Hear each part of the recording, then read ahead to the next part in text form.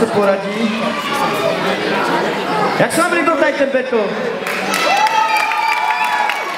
A nebudu teďka křičet, že chci, abyste křičeli vy. Jak se vám líbil tenhle battle? Jak se vám líbí tady ten dnešní den? A má tady někdo rád ponton? A pixu? Máte vlastně radí? Víte vlastně, co dělají pro vás, tady to všechno? Udělejte to na nějaký pořádný potles, pojď! A víte, že jsme dostali plně krásný vědomí, jako je tanec. Když jsou mi hejbat do muziky, vymysleli jsme hrozně věcí. Kvůli tomu jsme tady.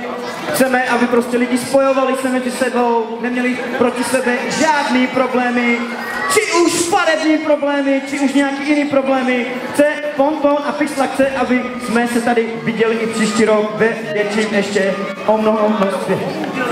Přijďte příště! A už jsme o 5000 betlovat příští rok. O 5000, jo? To zaručujeme. OK, takže porota už se rozhodla. Porota ukáže na toho, kdo vypadává. A získá má taky něco.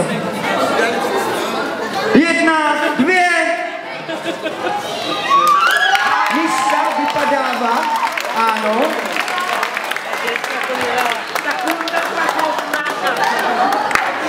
Ale Miška jde odkázat z prázdnou, protože Miška získala 3. místo. Dejte pro ní pořádný potlesk. Což je pohár a nějaký peníze, ale to dáme až na konci.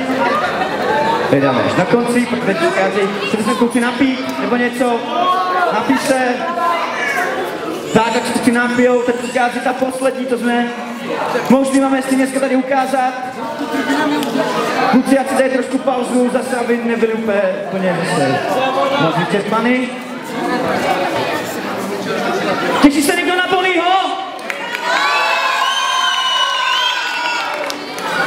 A tebe se nikdo netěší, že ne? Těšíte se na něj? Já se taky hrozně těším na této finále. DJ, máš připravenou muziku? DJ je připravený. Dejte si kamen, papír, nůžky, kdo bude začínat.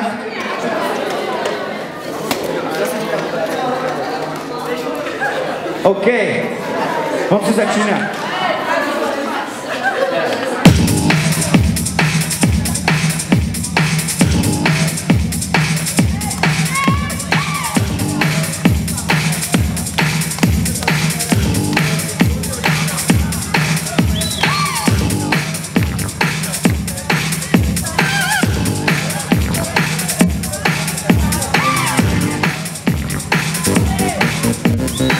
Finále nějaký bordel, pojď!